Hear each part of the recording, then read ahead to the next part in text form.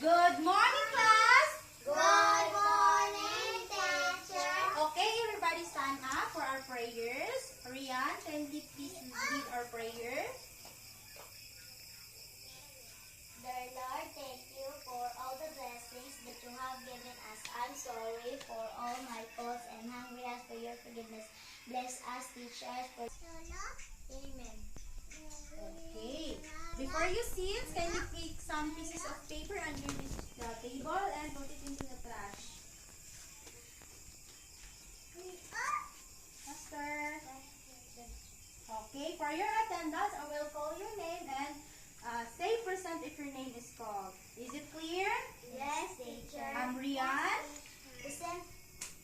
Jem Natalia, Rochelle. Present. Okay, I'm glad that all of you are here and no one is absent. And I have here a classroom rules that you need to attain inside our classroom. Everybody read. Classroom rules. Sit properly. Okay, can you show me how to sit properly? Okay, very good. The second is? Observe silence. Raise your hand. Where is your right hand? How about your left hand? Okay, you will raise your hand if you have any concerns or questions. And then the last is? Listen to your teacher. Okay, when teacher is talking in front, you must listen to teacher and observe silent. Is it clear? Yes, teacher. Okay, class, I have here pictures. And you know who are those characters? Okay, who is this? Who's this? Okay, Rian. That is Barbie. Okay, how about this? Okay, what is this, Rochelle? That is Superman. How about this? Superman? Spider-Man. Spider-Man. Very good. How about this, Jem Natalia? What? Okay, she says that this is unicorn. Class, have you ever wondered if these cartoon characters are really exist in real life? No. Do you want to know it? Yes. Okay, our topic for today is all about recognizing the difference between made up and real, and that's lesson 2. Everybody read about our topic this morning.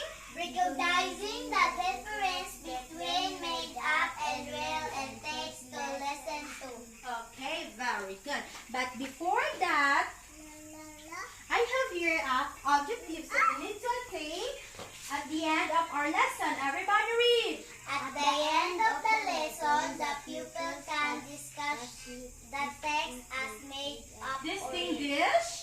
or real.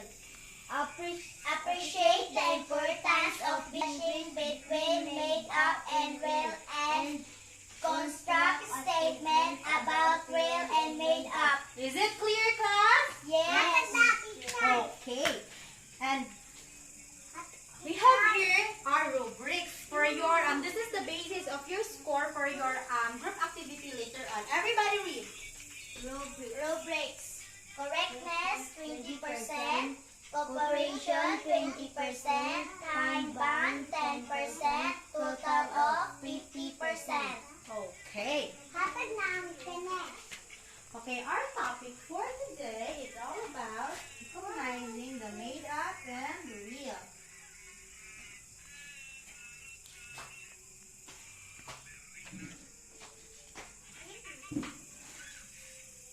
Okay, everybody read.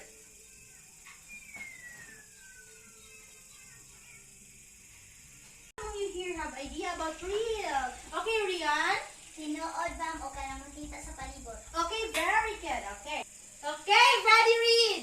Real shows that event is true and possible to Dungan. happen. It is existing as a thing and occurring in fact. It is not imagination nor artificial. Okay. Example of that is Prince is watching a television. So, who among you here have a television in your house? Okay. Do you watching a television? Yes, teacher. Okay. So, the best example of that is Prince is watching a television because Prince is a human and it's existing, and the television is everyone can watch television because a television is really existing. So this sentences shows that the event is existing or happening in real life because, as I've said, everyone can watch television. So next we have made up. Who among you have idea about made up? Okay, Rochelle. Kanang di mo makita mabukanan sa mga imagination. Okay, very good. Made up shows that event is not true and impossible to happen. It is unrealistic and never happened in real life. It is just your imagination like superhero, fairy tale, stories, and fables. So the made up are those stories or characters in the stories that never happened in real life. They are just the imagination. The example of that, the pencil is talking to Rona. So, have you ever seen the pencil is talking? No. Okay, no. So, the example is the pencil is talking to Rona. So, this sentence shows that pencil is talking to Rona as it is impossible to happen because the pencil is cannot talk. So it's just an imagination of Rona. So this example of made up. Okay. Who among you here can give me an example of made up? Okay, Rochelle. The lion is dancing. What? The Kindly lion please. is dancing. Okay, the lion is dancing. It is made up or real? Made up. Why is it made up? Because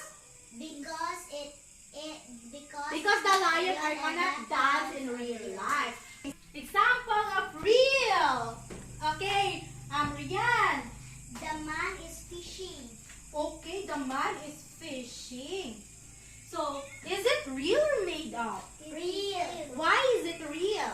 Because man fish. Oh, because human can fish. So, how many of you here have seen a human fish? A human can fishing in the sea. Yes. Okay, Rochelle, can you share your idea or experience?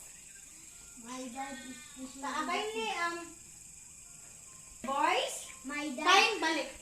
Kindly louder your voice. My dad is fishing in the sea. Okay, she says that her dad is fishing in the sea. So class, I have here a story for you to really identify and understand about our topic. So this story was titled A Little Friend. But before that, we're going to unlock those complex words. Okay, read after me. Small bush. Small bush. Thorn. Thorn. Fox. Fox. Porcupine. Porcupine. Again, porcupine. Porcupine. Porcupine. Porcupine. Okay, very good. So, do you want me to read the story for you, class? Yes, teacher. Okay, listen carefully. So, that was a bad day for our Mr. Lion King. During his chase to catch a rabbit, he sprung into a small bush, from where he came out not with the rabbit but with a large thorn in his palm. He cried for help. He tried his best to pull out the thorn. He shook his hand, trying to pull out the thorn with his mouth, but all his effort was in vain. The thorn began to smile at Mr. Lion. Then he asked the other animals for help, but they all feared the lion, so no animals came to help him. At last, the lion approached the clever fox. The king asked, "Can you pull out the thorn, please? I am suffering very much with pain." The fox said, "I am not very expert in this task, but I have a little friend who is very expert in his work. I will surely ask him to help you, but I have some demands." The lion said, "What are your demands?" asked the king. "It is not just food or money, your majesty," said the fox. "You should allow me to give you 5 kicks on your backs," the fox said. The Lion King asked with the surprise and anger, "Do you want me to kick me?" Don't you know who I am? I know, but it's not my need to remove the thorn from your palm. If you don't want me, I am going. Goodbye, said the fox. The lion said, Hey, wait, said the lion, and he began to think for a moment. I am suffering with pain of that thorn. It has to be pulled out. Let him kick me 5 times. I just want to remove the thorn. After taking the thorn, I will eat up his little friend. The fox then began to kick the lion. The lion king, with his permission, he kicked the lion 1, 2, 3, ha! Like that, the fox called his little friend. There comes a little porcupine.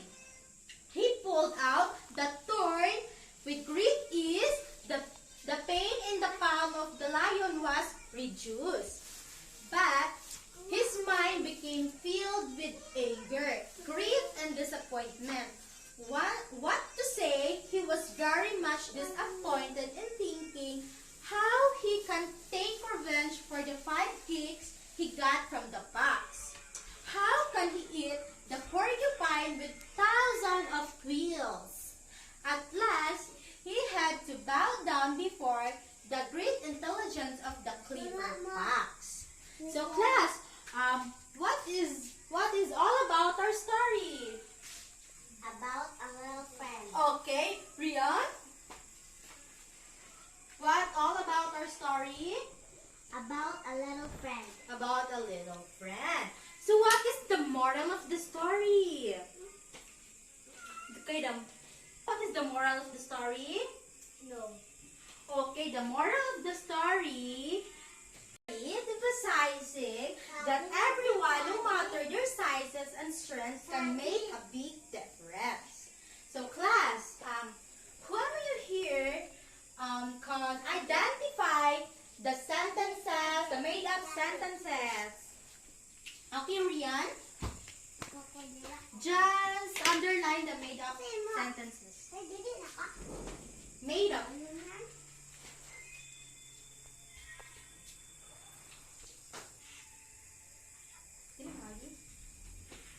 Have another pilot.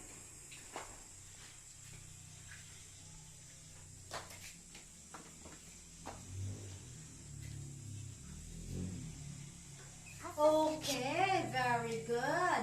The thorn began to smile at Mr. Lion. Class, the thorn can smile? No. Of course not, because the thorn are no lives and they can't talk.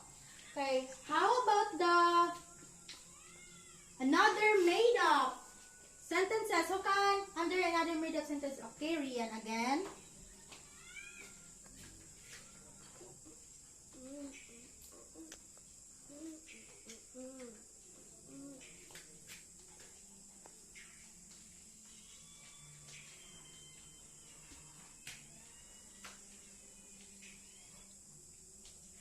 Okay, very good. The second made up sentences is the lion approached the clever fox, or the lion has conversation with fox. So the lion and the fox can talk to each other in real life? No. Okay, no, because the lion was carnivores, the animals that loves eat meat. So if fox approach the lion, maybe lion will eat the fox. And the third made up sentences is the fox began to kick the lion. So class, have you ever seen the fox kick the lion? No. So do you think it is made up? Yes. Why is it made up? Because the lion. Okay. Because the fox is not gonna. Sige, answer. Sige na. Okay, Rochelle. Because the fox can. Louder your voice. Because the fox cannot kick the lion. Because the lion is a carnivore. Okay, very good. So, the lion is carnivore. So, before fox gonna kick the lion, maybe the lion will eat the fox before he can kick the lion. So, okay, who can identify again about the real sentences? Okay, Rochelle. Just underline.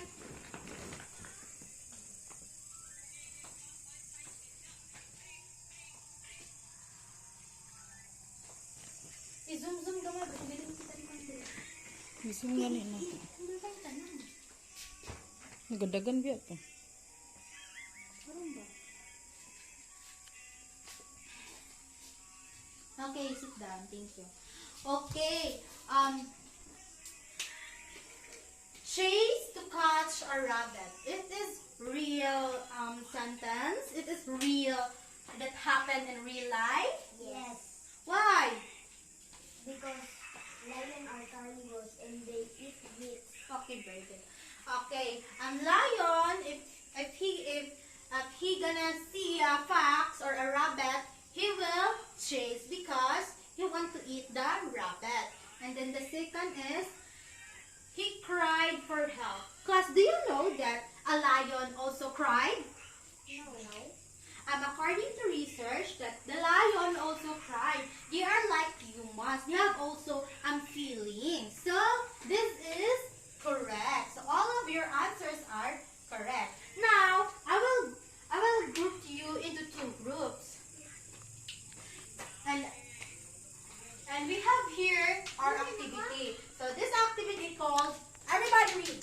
Peepee's fishing basket. Louder your voice. Peepee's fishing basket. Okay, Peepee's fishing basket. So you have seen here, we have a different fish. Then each fish has a word written on it. Then you will going to categorize if that word belongs to made up or real. For example, made up is school. So this is made up. So you're gonna paste it onto the basket of made up. You're gonna paste it where is it belongs. So, okay, this is the group 1, this is the group 2. Okay, get your activity sheets. Put it in the floor and then pick some fish here and paste on your basket. Okay, Rian. Okay, but before we proceed, everybody read our rubrics. Rubrics. Correctness 20%, cooperation 20%, time band 10%, total of 50%. Okay, you may start now. Get faster because you have time bound.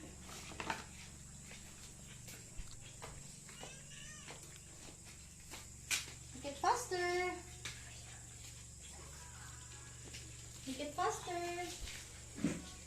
So guys, sila.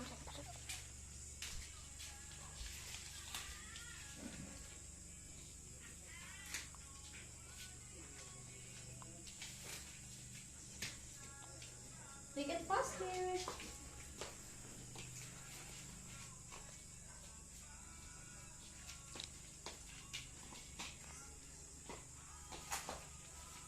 Just move it.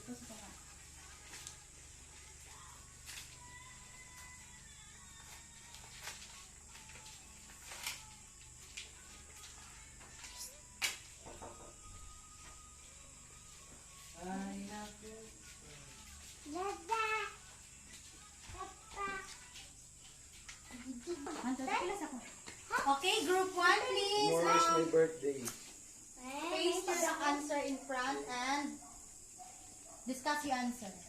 So this is my answer. Louder your voice, please. This is my answer Our of made answer. up. This is our answer of made up. Number 1, the bird is reading. Batman saved the world. I saw a pink dog. I want to buy wings and fly high up the sky. The cat is singing. The mouse answered my quiz. Superman, dwarf, talking rat, magic mirror, fairies, witch. My cat is driving the car. Okay, very good. They got correct answer. So for their correctness, I will give them 20 points.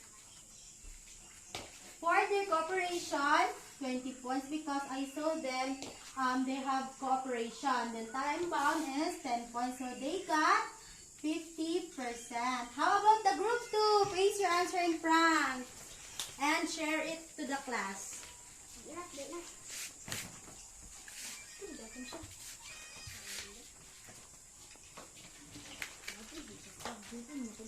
So this is my answer for real. My number 1 answer is cell phone, school, Dr. Jose Rizal, address Bonifacio, the doctor treated the patients, cows What? gave What? milk. Can you read this again? The doctor treated the patients, cows gave milk, Emilio Aguinaldo, chicken lay eggs, apple, the goat is barking. Then, Christmas celebrate on December 25. Mango, an eagle can fly, fisherman. My mother cooks my food. Teacher teach the pupils. They are different plant species in the forest. Species. okay, they got also correct answer. For their correctness, I will give them 20%. For their cooperation, 20%. And then the time bound is 10%. So they got 50%. So class, okay, Rian, please sit down. Do you have any question and clarification about our topic? No. Okay, since now I will going to ask you question.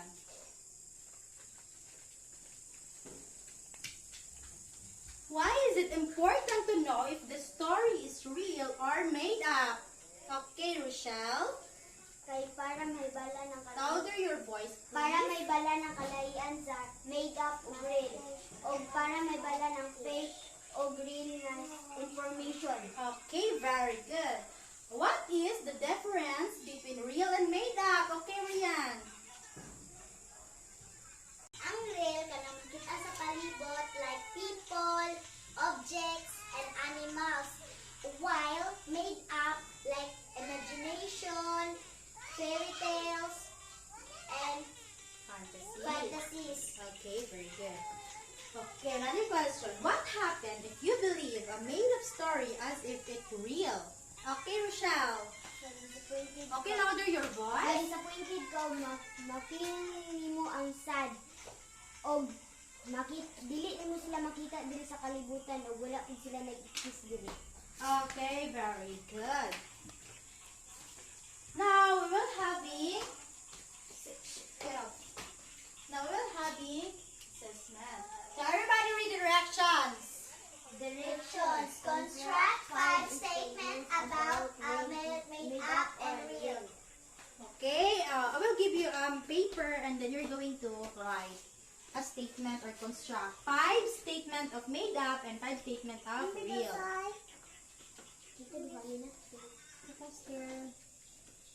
Well, I will give you 10 minutes.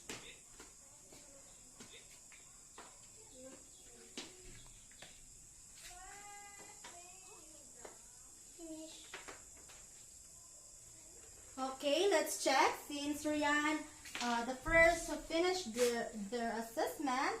Okay, Chaya and Anna are playing the ball. So this is check the house. Check.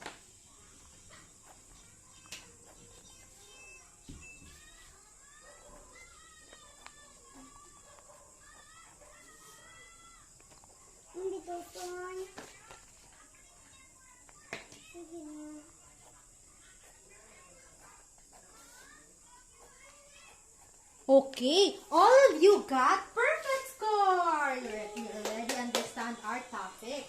Now, for your assignment, everybody read the directions. Directions of your assignment.